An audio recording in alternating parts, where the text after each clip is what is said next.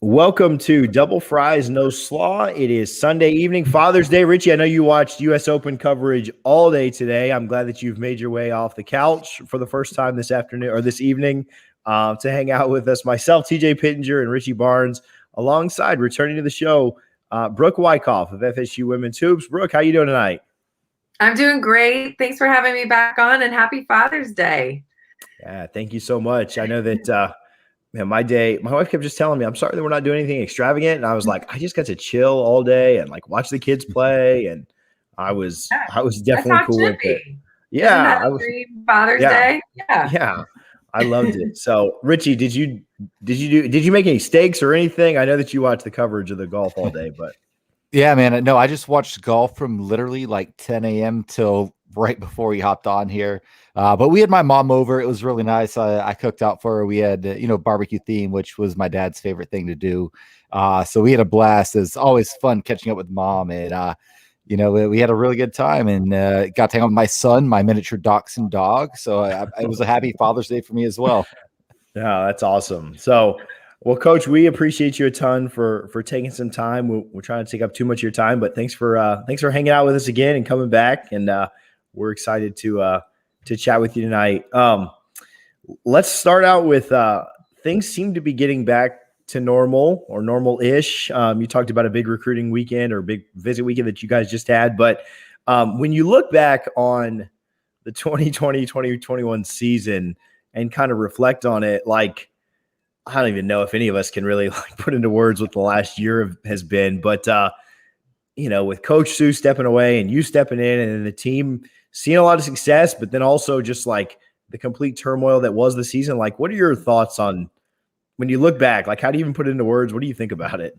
Yeah. It's really difficult to describe it. It still feels surreal. It felt surreal while we were going through it. And it honestly feels like it was another lifetime and that's ago. And that's probably because we've all like everybody, we're so ready to get past COVID and move forward. And thankfully it feels kind of like we're back to normal. So it does feel like it was forever ago.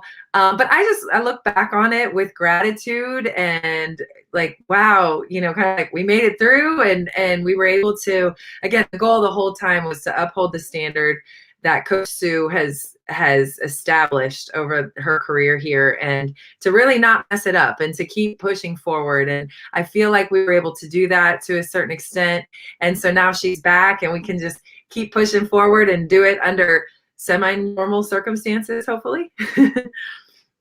Yeah, and it's such a great experience to be able to do this, and it's just so awkward, like in a COVID year, right? Like to be your interim year as a head coach, but just how valuable was that experience? Because obviously you got to coach huge win over Louisville. We had you on, I think, right after that happened, and what a massive win over number 3 Louisville that was.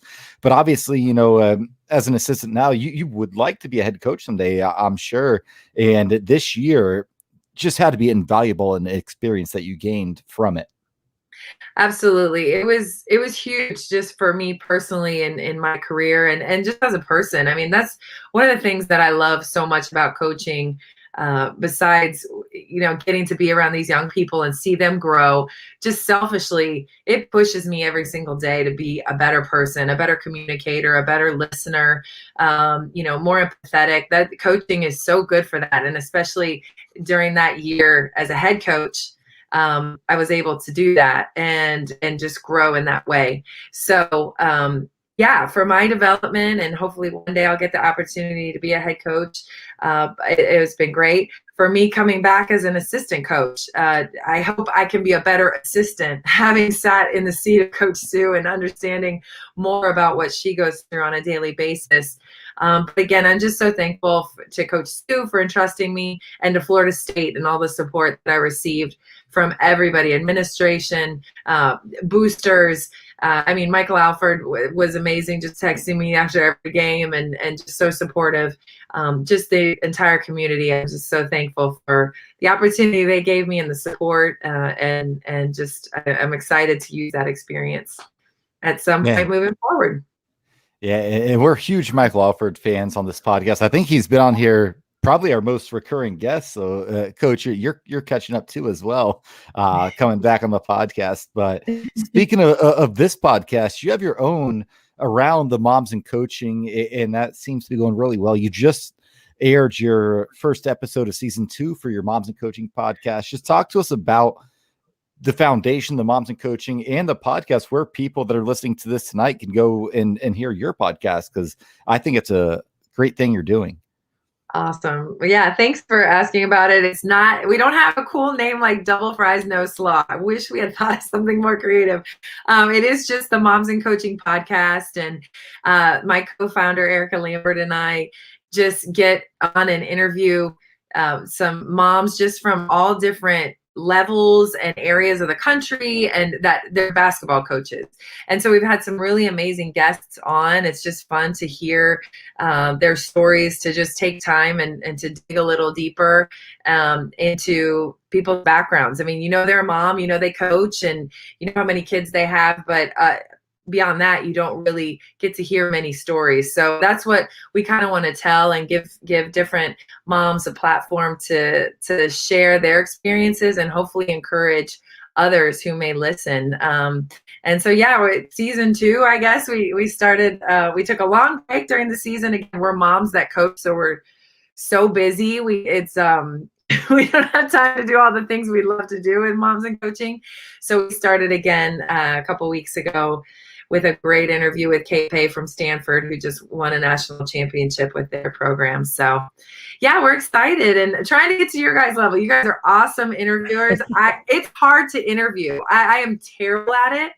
And so kudos to you guys. Props to you guys for the great job you do with this pod. We'll take all the praise. No, but we're humbled by it too, because I mean, just to be very transparent, like Richie and I are just super fans. Like that's really all. Like we don't have degree. I mean, Richie, what's your degree? Is not in like media or anything. Like my degree is in education. Richie will tell me like he's got a sports management degree. I'm like, oh, sorry, but well, I mean, to be fair, I was sport management and did cover Florida State for the FSU for 3 years, but we'll just ignore that, TJ. Well, but you hadn't been out for a long time. See, now we're in trouble. But like, we're just big fans. Like, we just like getting you on, or Jen or Lonnie or just whoever, and just kind of like talking FSU. So I think that's what keeps it from being stuffy, like a lot of interviews are. I think people also know that, like you mentioned the name, like you guys' name is much more practical than ours. Like nobody knows like the double fry, but I think when people know that they're going on a podcast called Double Fries No Slaw, like they know that they don't have to be so serious. Like they can kind of cut loose a little bit. Like the name is literally about two contenders. Yeah. Speaking of having fun, so your daughter is starting to get into some youth sports. And I'll ask you this, like, how hard is it to not let your passion and your fire that we see on the sideline of the Tucker Center bleed over to what you see when you're watching her play sports? Because I talked to you about it off air. Like, I know that I'm going to be that dad. My wife, same, is going to have to be elbowing me and saying like, hey, chill out and let them play. So how hard is that? It is so hard. I'm going to say I am that mom already. I will say this. She's done organized sports for about a little over a year. And she started with soccer, and I don't know much about soccer. So I didn't have a lot to think or say, but there were some moments where I found myself starting to criticize what was going on. And I totally know I'm doing it. And I totally know that I'm most of the time on the other side of that, where the parents in the stands are, criticized, not always in a bad way, but judging. We all judge. We all say, okay, what's going on out there and how could the coach do better? Found myself doing that. And then she got onto an organized basketball team. Oh boy. And it was a struggle, an internal one. I was not vocal.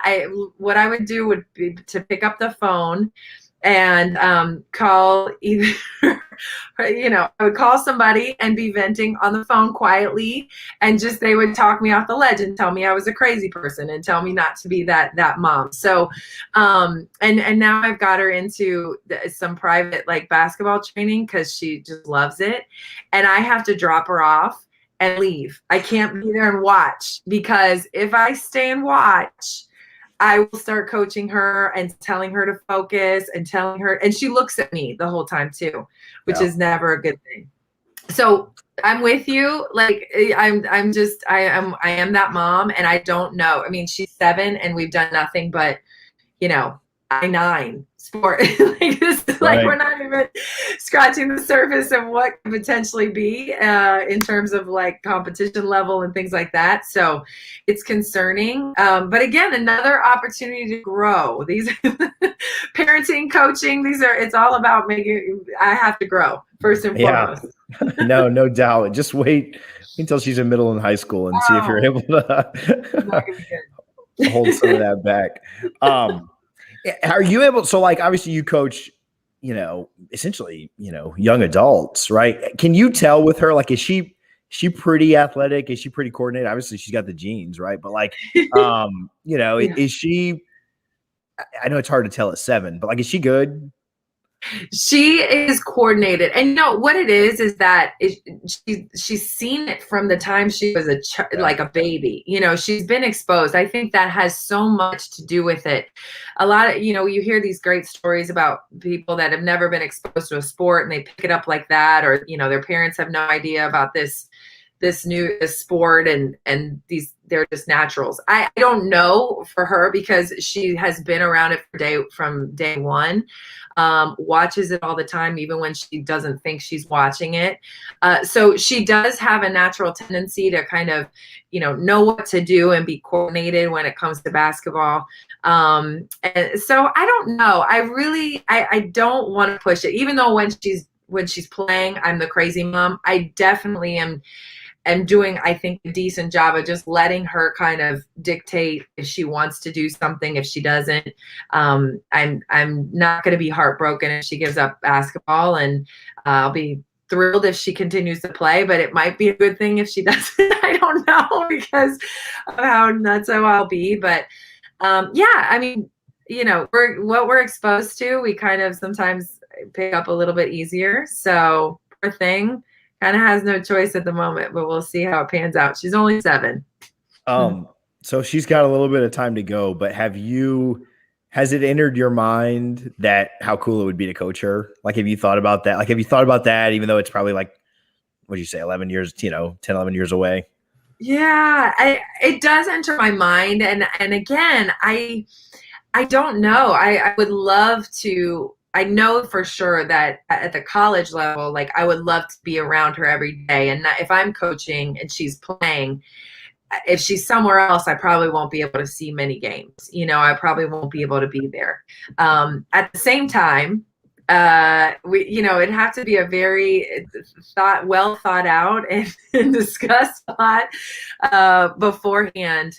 But she's got lots of dreams already. Like, she wants to, she wants to play soccer in college. She wants to go to Howard University. Sometimes she wants to be at Florida State and play for me. She wants to wear my number, and then she wants to wear number 1. I mean, she's got all kinds of dreams. So I'm just kind of riding the wave, and we'll see what happens. And hopefully by that time I'll be a much more mature coach and person and better mom. And so we'll be able to handle it a little better than maybe I would be if I had to coach her right now. So Coach, we have the Olympics coming up, and I definitely want to get into that. But, we're obviously sponsored by Guthrie's, that we think that is the best food in Tallahassee. But we were told that you are a huge fan of Jimmy John's. I'm a big John in Hunter's Club. So the roast beef, right? That's my go-to every time I go. What's your go-to there? Because again, we were told, like, you have to ask about this because she is a huge Jimmy John's fan. Oh gosh, man, I cannot believe they told you this. Oh my gosh, so embarrassing. But it is literally like it is. I am a huge fan. I eat it probably more than anything else I eat, and because it's so convenient. They deliver so quick to. I get it when I'm at work, and it's like. I mean, I'm embarrassed to say sometimes like as early as 10:30 in the morning. Like if I've worked out, Nothing wrong with that. if I've worked out in the morning early and I'm at the office and it's been a few hours and I'm like 10:30, like, oh, they're opening. Let me. And it's so easy. Dang, the app is so easy to use. Anyway, I do go for the Little John. I'm a totally tuna Little John with the salt and vinegar chips, and I have to get 2 kickin' ranches on the side. That's epic. Nothing wrong with it. I love it. It's yeah, so good. If any of the Jimmy John's people are listening, we can bring Brooke on weekly for a segment if you guys want to sponsor it. So just slide in our DMs and let us know. I'm ready. Guthries won't care at all. So this week was just so wild in the NBA, like going back a week with all the injuries and everything, the upsets, everything going on, the blowing 25-point leads. Shout out Terrence Mann, right? 39 point for the Clippers. What an amazing performance. But this summer we had the Olympics, and I know you never played in them, but you did spend some time with Team USA basketball. Just talk to us about that and just how special it is to just wear your country's jersey, especially knowing when the Olympics are coming up. I can't wait. Me and my wife are huge fans. We will be watching the opening ceremonies and every minute we can of the Olympics. Yeah, it is so amazing and special. Just not only to watch, like you said, I mean, I'm super excited to watch Team USA. And anytime you see that uniform, the red, white, and blue, it really is something special. And so, yeah, putting it on, I had the privilege to be able to do that for 3 years while I was in college and playing different international tournaments with USA basketball. And wow, not only is it just such an honor to play and represent your country, but it's another just great experience to grow as a player. I mean, it was those tryouts and trials, the practices leading up to just competing against the best in the country to even make the team is something that you can't get you can't get that anywhere else. I mean, they bring in the best of the best, and for, trials for 3 days or 5 days or whatever it is. And you really get to see what you're made of in those circumstances. And then again, just playing with the best players in the country at your age level is really, really special. And then being able to go win a medal, for the U.S. and to represent, there's nothing like it. So I am super excited. We have got just an amazing team. I love watching these women play, and to see them be able to do it all together again, and hopefully you'll get another gold. I can't wait. It is super exciting to watch. And my favorite thing about the Olympics is, like we all know basketball and, track and field, like these sports, but like when they put, like you said, when they put on the red, white, and blue, like I'll be, Florida State Labor Day night passionate about like javelin and like shot put. No offense to anybody like that's doing this stuff, because I know we've got a good team with our track and field. We had Coach Argro on, but like I'll be like screaming at the TV over javelin, and I'm just like, all right, I gotta. But it is, and like we talk about some Florida State Olympic folks. We've got some, spoiler alert, we've got some interviews coming up with Nick, and we're trying to work on Katrina and different stuff like that. So obviously that's a ton of fun to watch as well, right? Because you kind of have both sides of the coin where you're cheering for FSU folks and Americans. But yeah, just from all the athletes that we've been able to watch over the years, like I was watching a Ledecky qualifier earlier, and she's just like the most amazing athlete ever, and Biles and just everybody else. It's a ton of fun to watch. And I know you didn't go to the Olympics, but just in playing around and being around Team USA, was there anybody that, and maybe this kind of bleeds over into starting to talk about your career as well, but or your pro career, but was there anybody you met through like Team USA that was just like, that kind of like sticks out? Like you were like, oh my goodness, I cannot believe I just, met this person, or, whether it be like from the women's team or the men's team or just anywhere and all. Yeah. Well, first of all, some of the women that I played with during those years, like Sue Bird. She was a point guard for one of the teams I played with. And I mean, just that experience alone of getting to know her and understanding the talent level that she had even back in college was an amazing experience that I take with me today and just really, really cherished. And yeah, so it was the 2000. It was summer of 2000. We had a Team USA. We had gone and done. I think we had gone and played like in the Jones Cup, which is over in Taiwan.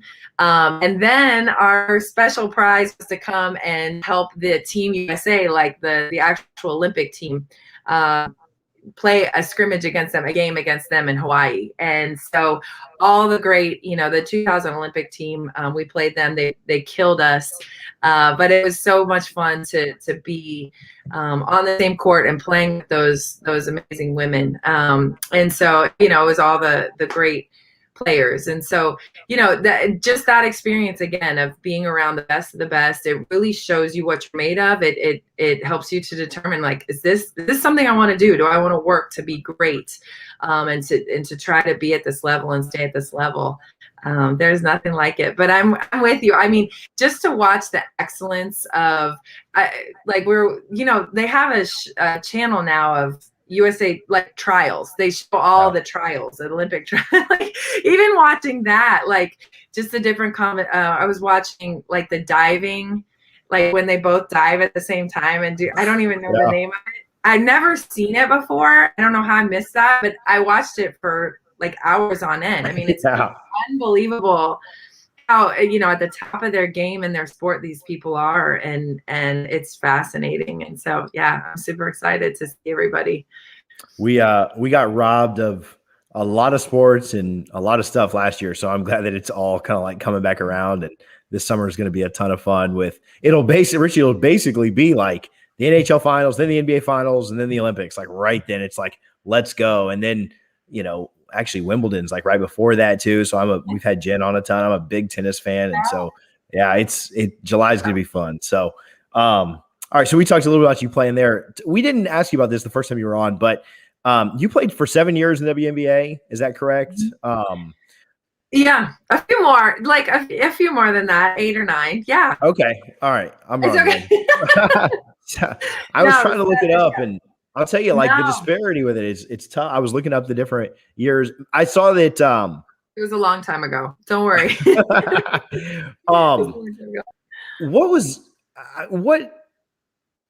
a lot of people are able to play a professional sport for that long, like nearly a decade, right? Even if TJ cuts a couple of years off. What is it like to be at that highest level for that long? And how much do you feel like you glean from that experience and be able to put it like back into your players or coaching or whatever? Yeah. I never imagined that I would play that long. I mean, coming out of college, I was kind of surprised that I even got drafted, and thought, oh, this will be fun for a few years and I'll just move on and, go. I also got my degree in education. So I was like, I'll just, play a few years and then go be a teacher or whatever. But it really, it gets into you, and an opportunity to make money playing the sport that you love, and to be a professional and to see the world and play on these different teams, play at the highest level, like the WNBA is special. And so why would I have wanted to give that up? I don't know what I was thinking at the beginning. It was, again, an amazing experience to not only play in the WNBA, and play, in this amazing league that was still kind of emerging back when I came in. I came in, I think the 4th year of the league, the 4th or 5th year of its existence. So it was emerging and growing, and that was really, really, just eye-opening to me, and helped me grow as a person again. And then also, the WNBA is only in the summer. So the majority of the players, and what I did as well, is go overseas and play during like the normal basketball season in the winter. And so I was in Spain during that time of year for about 8 or 9 years. And again, another opportunity to do what I love, see the world, meet amazing people.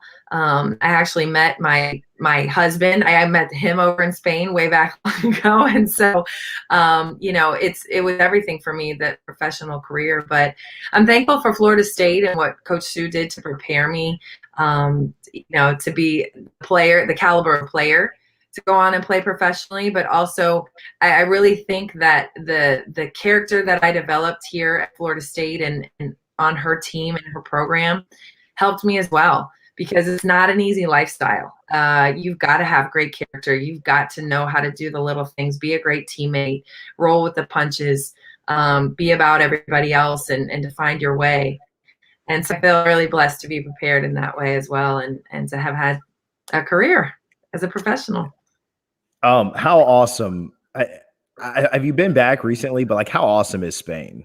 Like I'm a little jealous that and I feel like it's so underrated. Like everybody thinks about like Germany and, Paris, of course, and England, everywhere. It's like Spain is just unreal awesome. My wife and I did a trip to Barcelona and Madrid, and it was it was, and I can't wait to go back. It was like right before everything kind of went down, and now it's like nobody can leave the country or come back or go or anything. But man, I want to go back so bad and go to some more of those coastal towns and Valencia and all these other places too, because Spain is fantastic. What TJ's not telling you is that he planned those trips and made his wife go to soccer matches with him throughout the entire trip. Oh, I'm sure you would. My wife had a great time at the soccer matches. Like, they're so fun. First of all, they are less than 2 hours. So like we got to the end of the game in Barcelona, like watching like Messi and all these guys, and she's like, "Oh, is that like halftime?" I was like, "No, it's over. Like we're going out now, And so first of all, she loved that.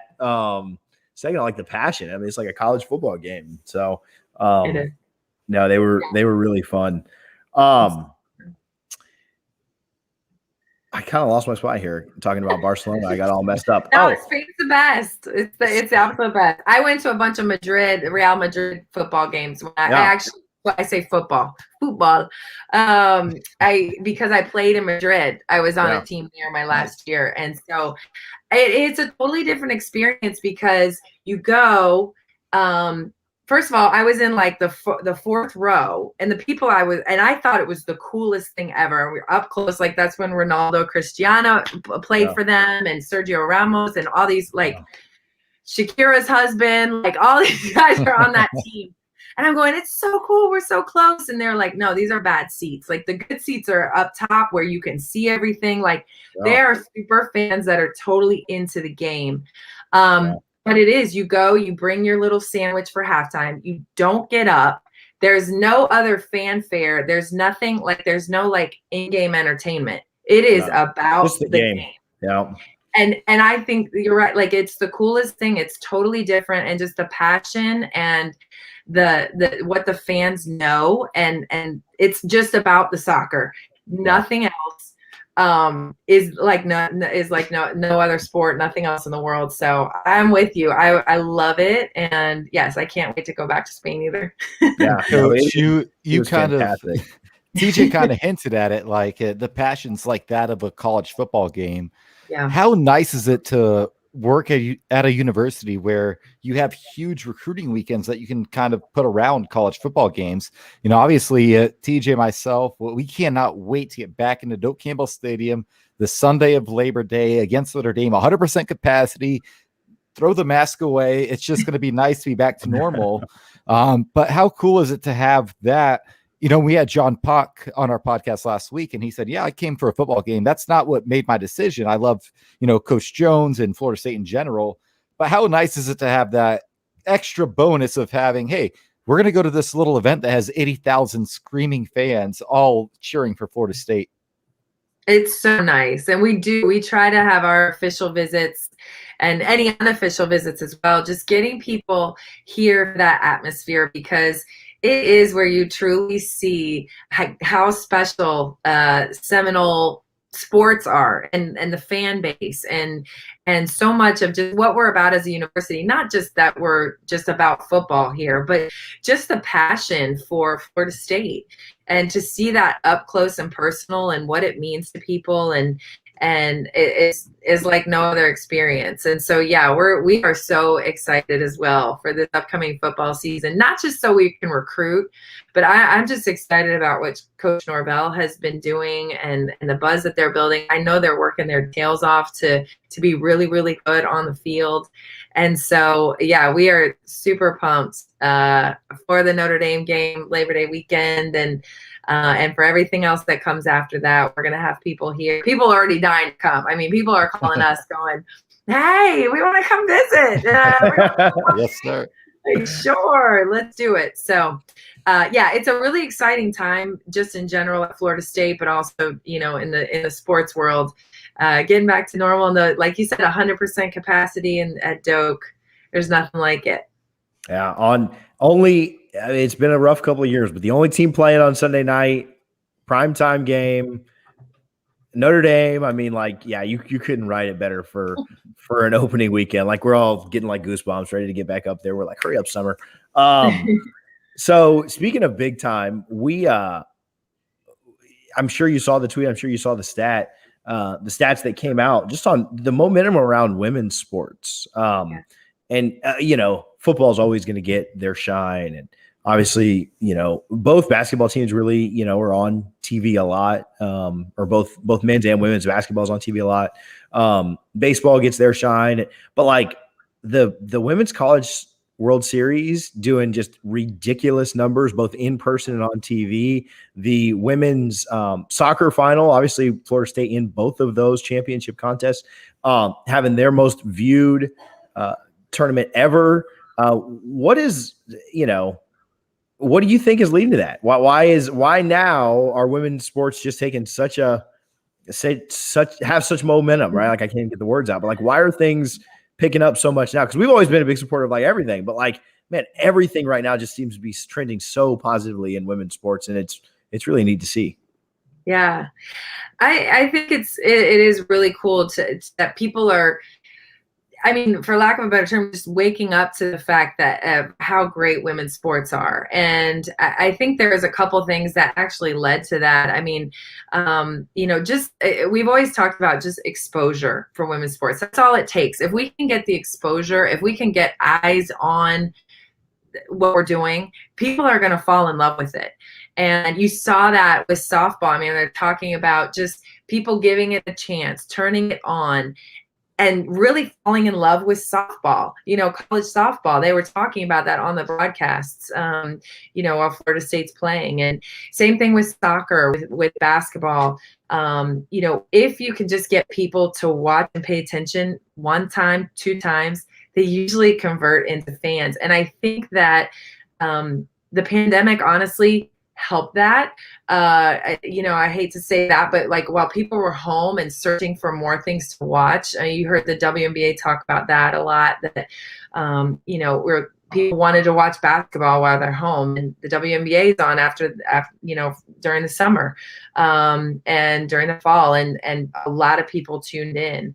You know, people are hungry for sports right now. And so they will watch, you know, pretty much anything. Like I said, I turned on the Olympic, you know, trials channel, you know, and but it's the same thing. And so it's really super exciting. Again, the other thing I think with social media and the way that female athletes have been using their platforms to either stand up for things like social justice, or to speak out about the exposure that their sport is getting, or to speak out about the treatment of women in sport, or whatever it may be, using their platforms really, really intelligently, and to really, you know, gain that exposure. People are paying attention to stuff like that. And so it leads to paying attention to what they're doing on the field or on the court.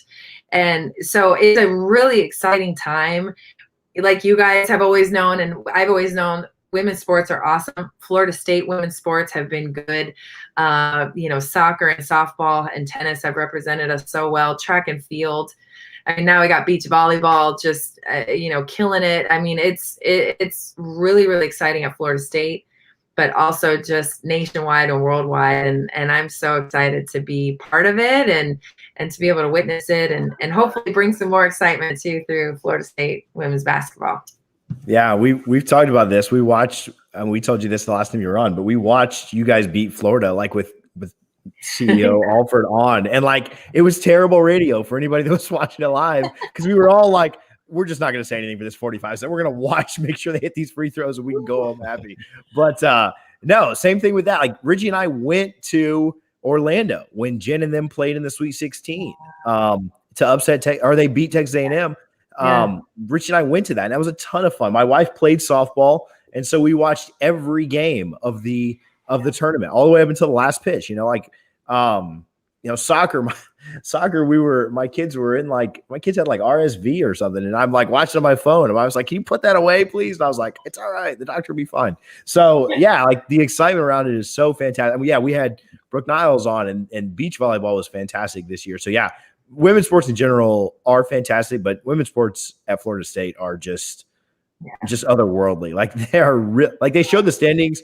I think it was during the softball. They showed the standings for this college cup. And of course, like Stanford's always like number one and stuff, but like we were right there. Like we were like top 5, like in like women's sports nationally, and obviously a lot of the men's sports do really, really well. Football's the program that's always, put Florida State on the map, and baseball's been great. And Coach Hamilton has a great program, and golf was number 1 for the whole year. But like the women's sports here are ridiculously good.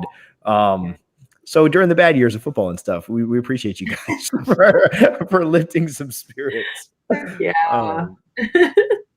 So cool. Well, hey, Coach, we appreciate you a ton for hanging out. We kept you a little long tonight, but we really enjoyed it and appreciate your time a ton. We're excited to get up there and see everybody for the Notre Dame weekend, and then excited for you guys' season to start just a couple months later, and we'll definitely come up to some games for it. It'll be fun. Awesome. Thank you guys so much again for having me. It's always so fun hanging out, and appreciate everything you guys do. Can't wait to see you in person. Yay. Yeah, it'll be Absolutely. fun. Can't wait. Yeah. Thank you so much again for hanging out. Thank you guys. Take care. Take care. Thanks, Coach. Brooke Wyckoff of FSU Women's Hoops. Every time we have another guest on, I always say like, "Oh man, that was like she really is awesome." She was fun to talk with. So much experience from playing at FSU and then playing in the pros, playing internationally, playing for Team USA, and then now an assistant coach, but then an interim head coach for a season. And man, she's gonna make a fantastic head coach one day. Hopefully it's not for a little while, so we can keep her here for quite a while, and she can just take over. But awesome to have her on. She's fantastic for sure. Yeah, she was great. She always is. Her between her and Sue, like I see why all these 5-star women's basketball recruits are interested in Florida State and seem to be in that top 5 with all the blue bloods. They have a great first class program they're running over there. They really do, and it'll be exciting. Like I said, I'm not kidding. Like we're gonna have to find a weekend where it's like we can just take a long weekend and like the women play on Thursday, the men play on Friday, and then there's a football game Saturday, and we can just go to like knock all 3 out in one trip. It's hard because you want to go. We have all these coaches on, and you develop relationships, and you're chatting with them, and you want to see the best happen for them, but it's hard to make these 4-hour trips for every single sport. So you got to knock out a few while they're in town. Like next year, we're going to have to see a baseball and softball game the same weekend. Like that's just how it's going to have to happen. Cause my wife's not putting up with 50 trips to Tallahassee in the next year. So whoever's out there doing the scheduling, if you want us there, try and clump as many sports together as you can.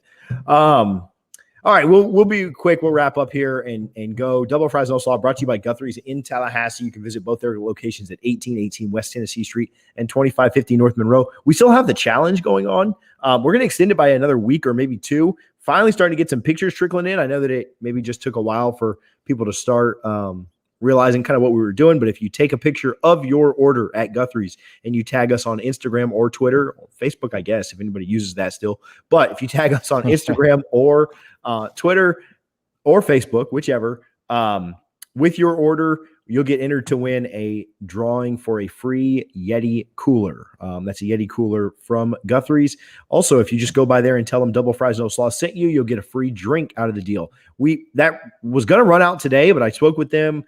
Started to see a lot of traction with that. A lot of people going in and getting that last week. So we want there to be more people entered in. We want to give away more free drinks. So we're going to extend that for another week or 2. So just stay on the lookout for that. We'll keep you guys updated. Maybe we'll run it through that July 4th weekend. So there'll be 2 more weeks. So go by like either Guthrie's in Tallahassee, tell them we sent you and get a free drink on us. Richie, a little bit of football news, and then I think that may kind of wrap it up and we'll get out of here. But what's going on over there on the gridiron? Yeah, Florida State got a commitment today from Omar Graham Jr. out of Fort Lauderdale, a 6'1", 205-pound linebacker, 3-star, 605 overall nationally.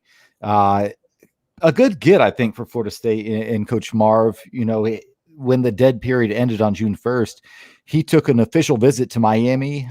They were really high on him. You know, there's conflicting reports if they felt the same afterwards coming out or not, but, you know, he definitely did not have to make a decision yet, but chose to say, hey, I'm ready to jump on with Florida State and Coach Norvell. Again, a South Florida product, really good pickup. Had a couple other South Florida products on campus this weekend, including none other than Shade Tree Jones's kid, Marvin Jones Jr. was on campus. That's a huge official visit. Some thoughts that Florida State may have been falling behind on his recruitment. Well, we'll have to wait and see. But a nice get picking up Omar Graham Jr. And it just seems like it's a revolving door of 4- and 5-star kids just coming to visit Florida State right now. Yeah, I mean, obviously we've talked about this. You got to win. You got to get them to sign. But it's a good start, man. They got to come on campus first, so it's a progression for sure. All right, I think that's all we have. A little bit of football news. We wanted to kind of feature Brooke tonight and appreciate her coming on.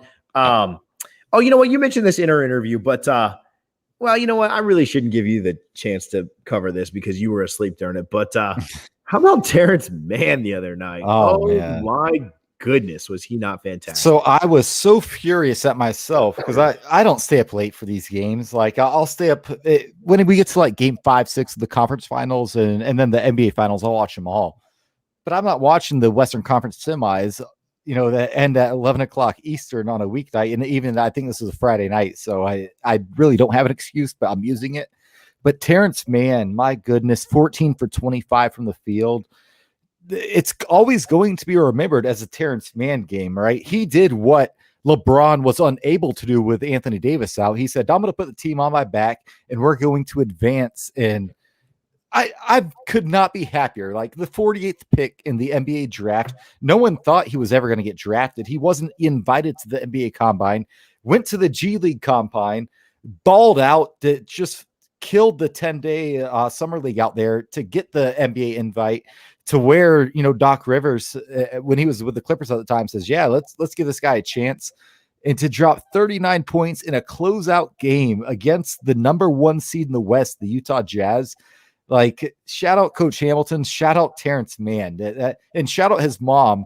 For those of you that don't know, she lost her job as a head women's coach in college his senior year and called it a blessing in disguise because she got to watch all of his games his senior year at Florida State. And then I'm sure she was there in person live to see what he did Friday night. 39 points in a closeout game in the conference semifinals. Amazing. Like I have not been that happy for a Florida State pro in a long time, but he deserved it, man. And don't forget, Richie's gotten his little subtle jabs in at LeBron, but he slept through the entire thing. Like Richie legitimately slept through the entire thing. So, pretty impressive though. Like he definitely, I'll go the positive route because I'm not a hater, but he definitely channeled his inner Kobe there. Like that's who, like he just went off. Like I don't know if he hashtagged it after, but mama mentality. So. And this was after he put Rudy Gobert on a poster, like in game dude, 5. He's got some ups. Like he's got. I mean, it is impressive. I'm not trying to take away. He does it every game. Like I'm not trying to say it's not impressive. He does it, but he's like every game he's dunking on somebody else's head. Like, and I'm not trying to take away from it. It's just like, oh yeah, Rudy Gobert was just game 5 victim. Like he did it in game 4, and he did it in game 6. And well, the fact that Gobert's like a 3-time NBA Defensive Player of the Year, like he put him on an absolute poster in game 5, and then did it again in game 6 in the closeout. You know, not quite as emphatic as it was in game 5, but still, man, Rudy Gobert is going to have nightmares. He's going to wish he had never touched those microphones and ruined Florida State's chance at winning a NCAA championship.